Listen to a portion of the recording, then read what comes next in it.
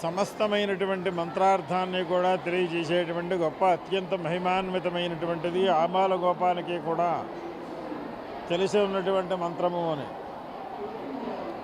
అయితే ఈ దేవీ నవరాత్రులలో సర్వార్థ సాధకే సమస్తమైనటువంటి ప్రయోజనములను ధర్మ అర్థ కామ మోక్షములను కూడా భక్తులకి అనుగ్రహించేటువంటి ఆ కనక మహాలక్ష్మి అమ్మవారు శరన్నవరాత్రి సందర్భంగా 4వ రోజుగా నేటి రోజున అమ్మవారికి ధాన్యలక్ష్మి అలంకరణ చేసి సర్వులు కూడా 6 రుచులు ఉంటే అత్యంత ప్రీతికరమైనటువంటిది ఏది అంటే తీపి అని.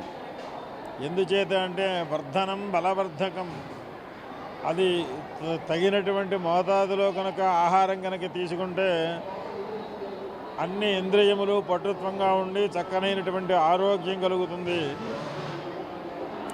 అటువంటి మధురమైనటువంటి పదార్థములు లడ్డు మిఠాయిలతోటి అమ్మవారికి అర్చన చేయడం జరిగింది.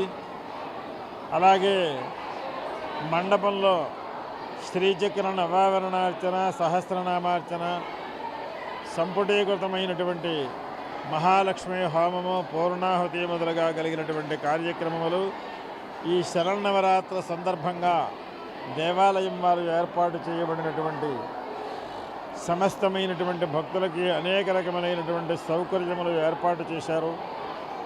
తెల్లవారుజామున అమ్మవారికి పంచామృతముల చేత స్నపన గావించి ఇప్పుడు చెప్పుకున్నటువంటి ధనలక్ష్మి అలంకరణ చేసి లడ్డూలతోటి అర్చన చేసి ఆ ఆకర్షణ చేత అనేక వేలాది మంది భక్తులు ఉదయం 6 గంటల నుంచి అప్పుడే 1 గంట కావస్తున్నది ఇప్పటి వరకు కూడా తండోపతండములుగా బారులు తీరి అమ్మవారి యొక్క అనుగ్రహం గురించి దర్శనానికి వస్తున్నటువంటి విశేషమైనటువంటి ఈ శరన్నవరాత్రులలో అమ్మవారిని దర్శించి తరించవలసిందిగా తెలియజేస్తాం.